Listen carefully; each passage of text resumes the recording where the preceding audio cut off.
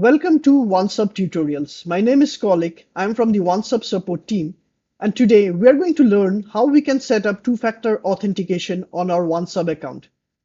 It's highly recommended that you set up two-factor authentication on all your online accounts wherever possible because it adds a critical layer of security. So without any further ado, let's get started. Here you can see that I have signed into my OnceHub account and I am on my home page. On the top right, you see my profile icon. We'll click here and select Profile Overview. Here on the left, we have the option two-factor authentication.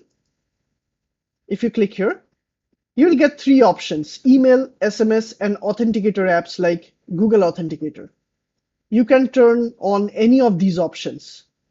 So once you turn on any of these options, it will first ask us to enter our OnceHub account password. So you need to enter the password and you will set up the two-factor authentication successfully on your account.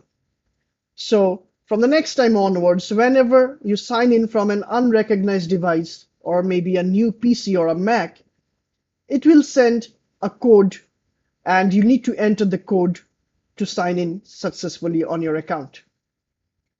That's it. If you still face any issues or if you have any questions, do reach out. We'll be happy to assist you.